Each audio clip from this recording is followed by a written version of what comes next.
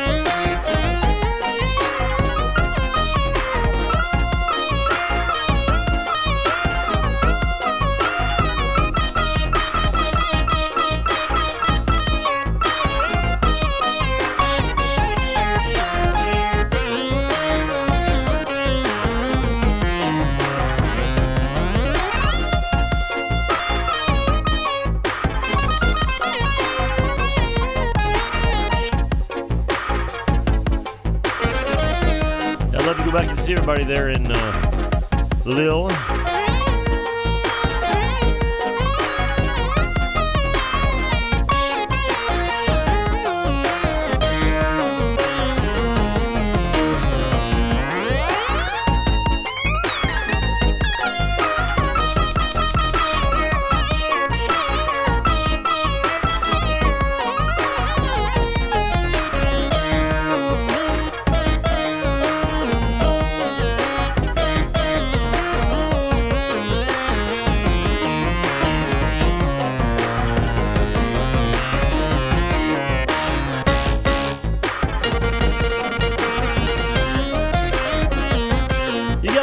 Get started here on the Vital Axiom. It's about time to roll the show, so we got to get on with the program here, guys. Let's do it. I'm ready to get to it.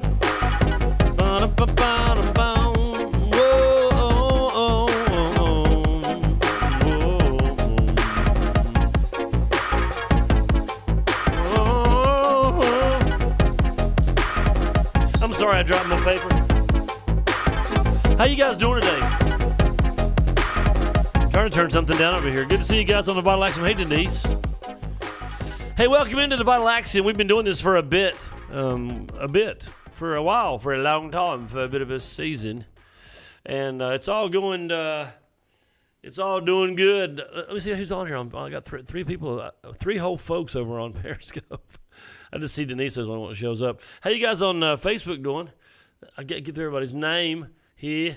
Pam's here and Cindy. What's up, Cindy? Jennifer and Athea and Pamela's here and Carol's here. Miguel, Michael's here. And Joe is in the house. Sandra. Larry Doty, they call him. What are you guys doing? Welcome in. Today is number 685. 685. Can you believe it, like my handwriting? I can't do nice and neat like Jonathan does when he's here on the show.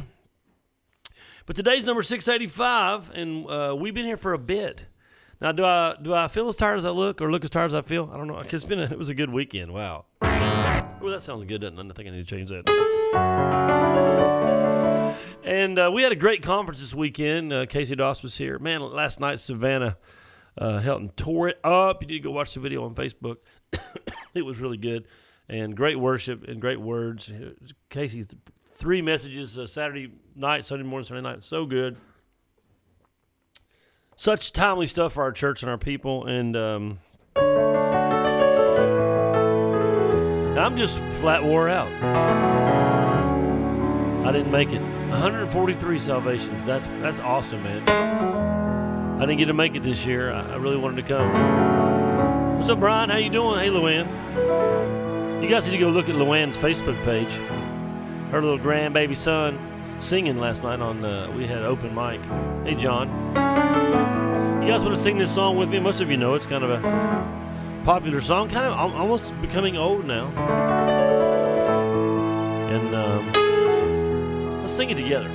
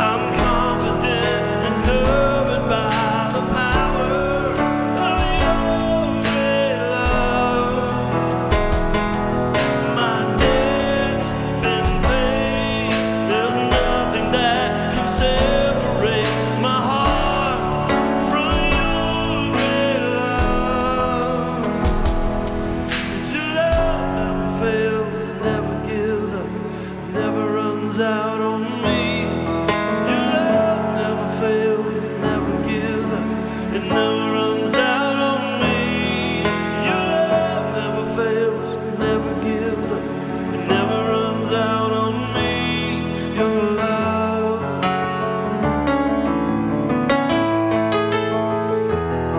your love, oh, your love,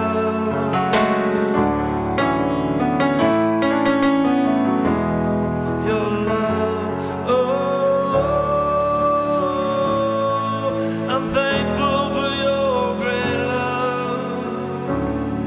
You're constant and you're always there, loving me and leading me and helping me. When I fall on my face, you pick me up again. Take me by my hand, your love.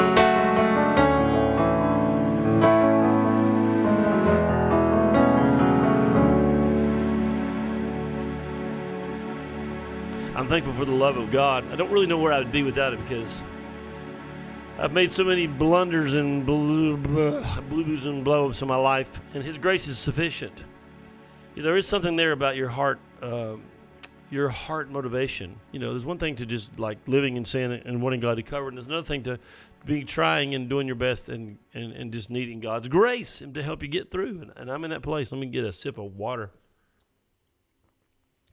I decided to go ahead and talk a little bit more this week about this selfless idea.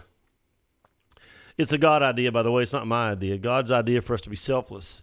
And I want to give you a unique perspective. Hey, Rhonda. And hey, everybody. Everybody's saying yo and hey and stuff. And thanks for the promotion there for the broadcast. And I want to talk to you a little bit about life and this thing about selflessness. And let's get another practical picture this week. I want to give you another practical picture where we can say, okay, so how does it look in my life? If I'm a selfless person, when do I see that? If I've really got a handle on, you know, humility and really loving and considering other people, then okay, tell me how I would see that in my life, and where can I look and find evidence? Because obviously, talk is worthless. It's really when it becomes some part of who you are that it begins to develop credibility. And it's not that we're looking for credibility with people. We don't want to be hypocrites. And that's always a challenge. It's so easy to come to church and say all the right things and then go home and do all the wrong things. And so the challenge for us is to be who we say we are, and that's difficult. I mean, you know, living a Christian life is really a challenge. It's an uphill battle because the world and the enemy and darkness is against us. The world hates conservatism. They hate the idea that we could say, you know, here's a set of rules that God's given us that we need to live our lives by, and the world doesn't like that because we don't want any rules. We don't want anybody to, you know, to cramp our style, as they used to say. So let me ask you I'll start out by asking you a couple of questions. How many of you have, here's kind of a short list, but you can think about it, and I think all of us would say yes. How many of you have troubles? Just checking. Raise your hand if you're sure. It wasn't too bad. Actually, I can smell my underarm deodorant, and I'm just, what? Okay. I told you I was tired today. How many of you have troubles in your life? How many of you have something going on, some kind of trouble? How many of you have problems? Maybe not trouble, but you got problems you can't solve. You're trying to figure out. How many of you have issues in your life, like personal issues, like stuff in your, you know, like your inside that you're kind of working on? How many of you are maybe even under some kind of attack in your life? And I think probably all of us would go, me? That's me right there, buddy. You pegged me. Troubles and problems and issues and attacks in our life, we have stuff that comes against us. Rhonda said, me. Her hand's already up. How many of you have that going on? And you know, the reality of it is that we all have to face things. Everybody on planet Earth has to face things. We go through stuff. We're going to go through stuff. We're going to deal with things. And I want to kind of set that. I want to kind of set that stage because we're going to go somewhere. Hey, Donnie Joe. 1 Peter 5:6, humble yourself, therefore, under the mighty hand of God, that He may exalt you in due time, casting all your care upon Him, for He careth for you. Be sober, be vigilant. Now, I want you to listen to the rest of this. Because your adversary, the devil, as a roaring lion, notice the word as, walketh about seeking whom he might or may devour. Whom resist steadfast in the faith. And I want you to see, this is the part of 1 Peter 5 that I want you to really look at. Knowing that the same afflictions are accomplished in your brethren that are in the world. which means this. All of us, everybody, all of us are going to go through things. Everybody is. You're not going to escape it. I'm sorry. I wish I could tell you that you're going to, become a Christian and then everything in your whole life is going to be like hunky-dory, smooth sailing. That's not the reality. The reality of it is you're still going to go through stuff. You just won't be alone anymore. You won't be on your own in your own power. But you have the power of the Holy Spirit, the love of God, the strength of God to help you get through it. And it says, but I want you to see the last part of that. It said, knowing that the same afflictions are accomplished in your brethren that are in the world. In other words, it's kind of the same no matter what country you're in. You have to deal with people. No matter what country you live in, you have to deal with weather. No matter what country you live in, you have to deal with your body. And no matter what country or what your race or nationality is, you have to deal with your own emotions and your own struggles and the way you were raised and abuses you went through. All of us, we have to understand that we are all struggling and we're not alone. We're going through stuff. Now, I said, what does that have to do with being selfless? Well, we're going to get there. But I want to kind of set a little platform before we move in that direction to talk to you about your life. Going through some things. Psalms 34:19 says, many are the afflictions. The first word was many. Many are the afflictions of the righteous, but the Lord delivereth him out of all of them, it says, out of them all. So now we know that we are going to face many afflictions in our life. And I think if all the people here that are signing in and people are leaving comments, if we sat down and talked with them, we'd find out, yep, you too. It'd be like a Me Too movement. It's like, you've had financial crisis. Yeah. You've had marital crisis. Mm-hmm. You've had relationship crisis. Mm-hmm. You've had children crisis. Yep. You've had car crisis. You've had electric bill crisis. I mean, I don't know. We all have these things in our life, but the Bible says the Lord delivers us or brings us through all of those things. So we're always going to have struggles to face. Now you say, I thought we were talking about selflessness. We are, but I want to talk to you about selflessness really revealing itself in certain areas of your life and certain circumstances. I want you to kind of get a picture. And hey, Donnie, what's up, buddy? Or Becky, or everybody, or hey, Princess and Angela, and DJ's here, Donald J. Mullins, and Kathy and Rhonda, Nathan. We all have struggles to face. Every one of us have those things we're going to go through. And now I want to change gears for a minute, and then we're going to come back to this. We got a few minutes left on the show. What do these books have in common? Ephesians, Philippians, Colossians, and Philemon. You say, what do they have in common? Well, okay, most of you that know a little bit about the Bible would say, well, those were written by Paul. That's good. We're going the right direction. Ephesians, Philippians, Colossians, and Philemon. These are books in the Bible. If you don't know that, if you don't read the Bible, you don't know anything about the Bible. These are books that were written to churches, the church at Ephesus, church at Philippi, Colossus. These are books that are letters that are, personal handwritten letters that were written to these places. But do you know what these specifically, because there's a lot more, Paul wrote a lot of letters. Do you know what these specific books have in common? I want to share something with you that maybe you've never known, that these 4 books specifically were written while Paul was in prison. So what they have in common is that they were all written by Paul when he was a prisoner for his faith, when he was being persecuted for being a Christian. Hey, Rhonda, how's Allison doing? Hey, Princess. These are all letters that were written by Paul when he was in prison. And I want you to think about it just for a minute. Remember, I asked you a minute ago, do you have any troubles in your life, any issues, any attacks, anything going on in your life? I would consider prison kind of like a big deal. I don't know, maybe you would or not, especially prisons from those days. Those prisons are like yikes, like ouch, like yuck, like horrible, like terrible, like filthy, like uncomfortable, like brutal. I mean, prison in Paul's day was a place. I mean, nobody wants to go to prison, but today, and I'm not saying prisons are good, but I'm saying today the prisoners have, 3 square meals, places to exercise. They have a comfortable bed with sheets and free clothing, and they can do letters and watch some television. Depending on your prison, you have some privileges. Paul was chained in the belly of a lot of the prisons he was in. He was beaten. Actually, in one place in the Bible, Paul lists all the places where he was beaten with rods and in prison and all these things. So these 4 letters, now I want you to think about it just for a minute. Paul's in prison. And while in prison, he writes 4 letters to 4 churches.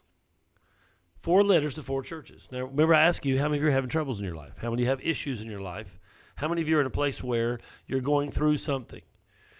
And so I want you to kind of think about it just for a minute. So Paul writes 4 letters while he's in prison. These are letters of love and correction and discipleship, and they're all from a prison cell.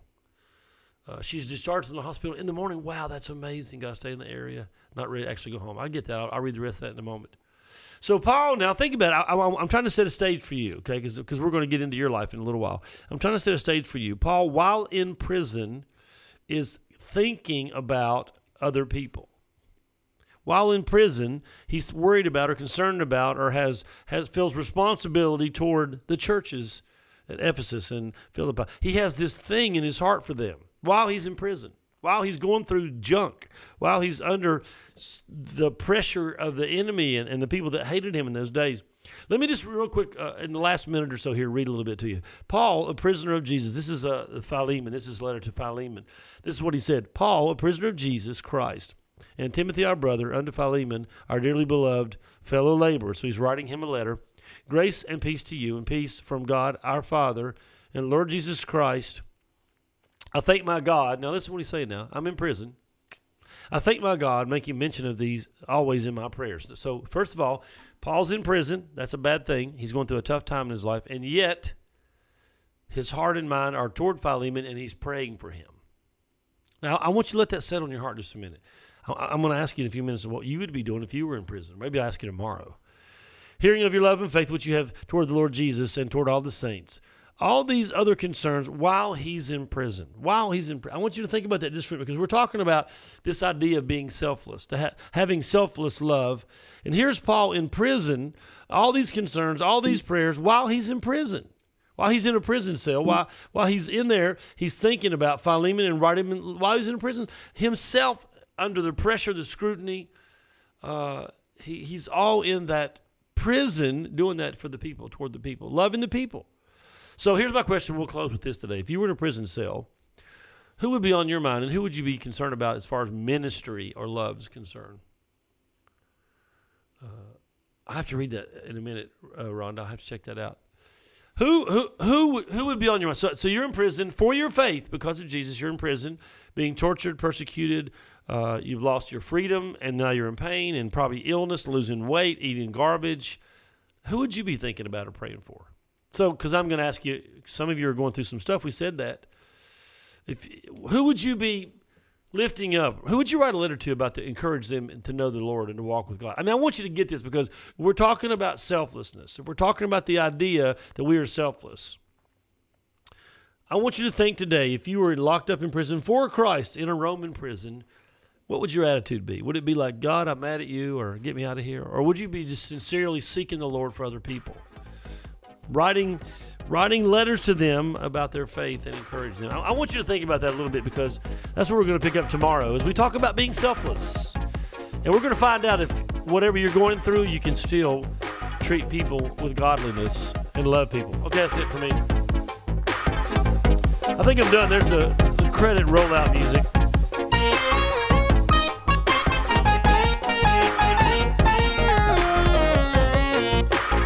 You guys have a great day. We're out of here. See you tomorrow morning, 11:30 a.m. on the Vital Axiom. I'm getting ready to go have lunch with my mom and dad. I can see them in the foyer. They just arrived. Love you guys.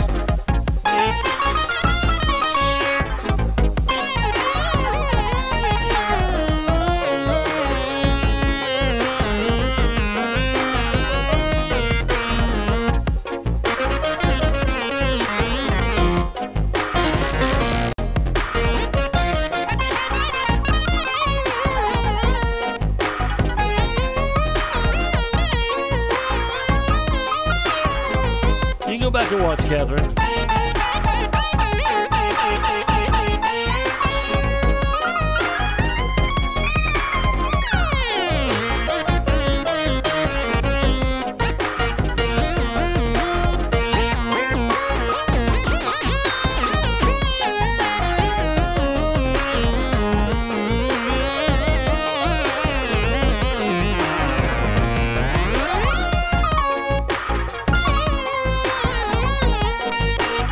You guys have a great day. That's all for me. We're out of here. Share the show with somebody.